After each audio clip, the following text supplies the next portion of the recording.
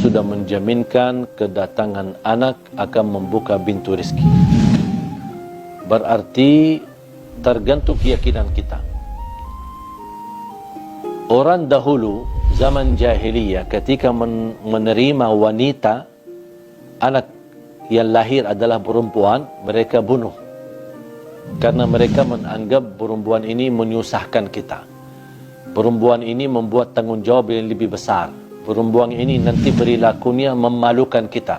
Mendingan kita bunuh aja. Karena wanita bagi mereka zaman jahiliyah tidak berguna. Beda sama laki-laki. Zaman jahiliyah dianggap laki-laki adalah orang tegar, orang yang bisa bermanfaat buat keluarganya. Nanti dia bisa ikut perang sama bapaknya. Dan dia bisa berjuang mencari rezekinya. Dengan kedatangan Islam, Allah Subhanahu Wa Taala melalui Islam memberikan perhatian, kehormatan, keistimewaan, kemuliaan bagi kaum wanita.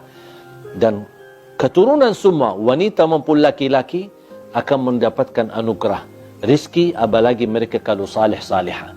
Bahkan 2 perempuan, sampai disebutkan di riwayat sampai 3 perempuan, kalau orang tuanya menjaga dan memelihara dan melindungi, mendidik mereka, memberikan makan dan minum, sambil membesarkan mereka, sambil menikahkan mereka, dan 3-tiganya wanita yang salihah ini yang diberhasilkan berjuangan oleh pendidikan orang tuanya, kata Rasulullah SAW, 3 wanita atau 2 wanita akan menjadi hijab untuk keselamatan orang tuanya dari siksa neraka jahanam.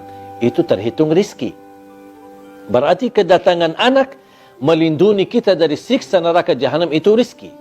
Anak yang menjaminkan kita mendapatkan syafaatnya, apalagi anaknya penghafal Al-Quran, itu namanya rizki.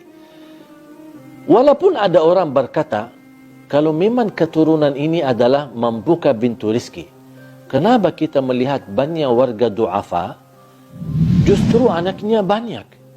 Dibanding orang kaya, mungkin orang kaya membatasi 2 anak atau 1 anak.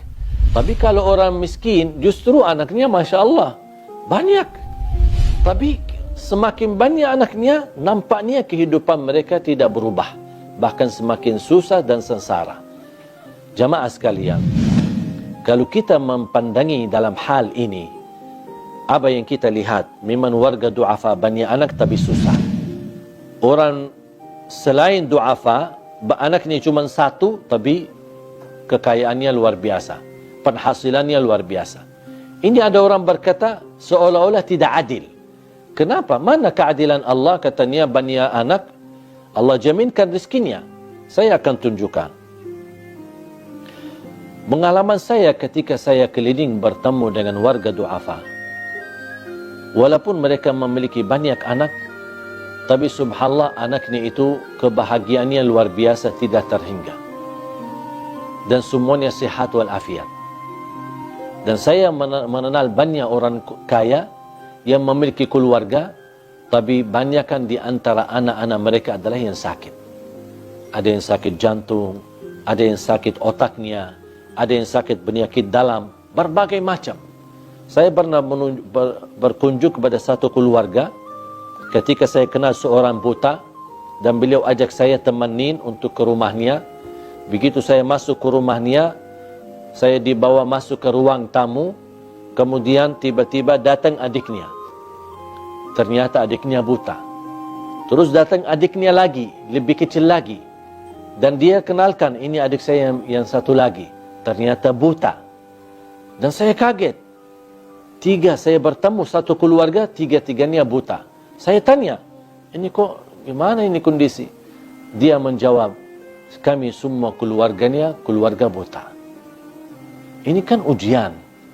Makanya jamaah sekalian, ketika kita melihat warga du'afa, jangan kita pandangi keturunan rezeki, mana rezekinya.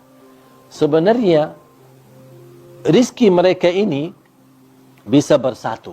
Itu namanya rezeki. Mereka walaupun susah payah dalam kehidupannya, tapi bisa duduk masih bisa bersama-sama. Itu namanya rezeki. Mereka ketika tidur bareng dan bangun bersama-sama dan semuanya dalam keadaan sehat walafiat, itu namanya rezeki. Banyak rezeki yang mereka dapat. Walaupun dari segi kehidupan seperti kehidupan normal, itu menganggap mereka susah dan du'afa. Makanya salah satu rezeki untuk mereka adalah kepedulian kita terhadap mereka. Itu juga termasuk rizki. Barangkali ketika kita melihat warga du'afa, apalagi semakin banyak anaknya, justru akan terlihat kepedulian kita kepada mereka yang lebih besar keluarganya dibandingkan du'afa yang lebih sedikit keluarganya. Dan ini kepedulian kita akan menantarkan bantuan yang bisa membahagiakan mereka. Sebenarnya kelemahannya dan kesalahannya bukan keluarga du'afa memiliki banyak keturunan, tetapi kesalahan kita yang mampu belum merasa berduli terhadap mereka. Kalau setiap orang kaya berduli kepada warga du'afa, saya yakin dan percaya tidak ada warga du'afa lagi